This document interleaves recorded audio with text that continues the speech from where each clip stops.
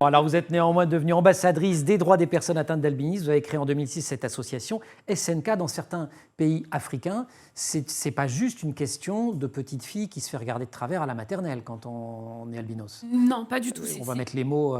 Ouais, non. Dans certains pays en Afrique, et notamment en Afrique de l'Ouest, c'est des crimes. Voilà. On ne va pas employer un autre mot. Parce qu'il y a des croyances qui attribuent. Il y a des croyances ancestrales qui attribuent des pouvoirs aux personnes albinos, et notamment aux enfants albinos, et des pouvoirs on apporterait la richesse, le pouvoir, on guérirait de certaines maladies graves, dont le sida.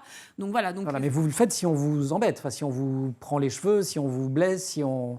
Non, en fait, ce qui est dit, c'est que, par exemple, si un président veut gagner les élections présidentielles, il prend le sang d'un enfant albinos, et le marabout, le féticheur, va faire ce qu'il a à faire avec le sang d'un albinos. Mais qu'est-ce que ça implique ? Ça implique, du coup, il faut aller kidnapper l'enfant, il faut aller tuer l'enfant, ou alors on leur demande de venir avec le bras d'un albinos, la tête d'un albinos.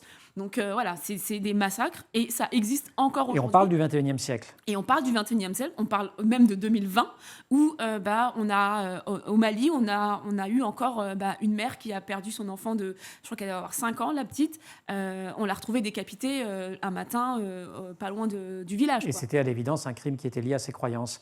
La clé, c'est quoi ? C'est l'accès à l'éducation. On va retrouver ce mot d'éducation. Exactement. Parce qu'il faut lutter contre des croyances. Donc Alors c'est très compliqué de lutter contre les croyances, on le sait. Mais c'est ça, c'est la sensibilisation, c'est l'éducation. C'est pour ça que nous, au sein de l'association et de la fondation, on travaille vraiment sur 3 volets.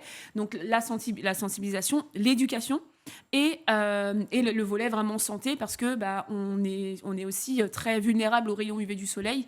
Donc il faut pouvoir nous protéger aussi contre les dommages en tout cas causés par le soleil.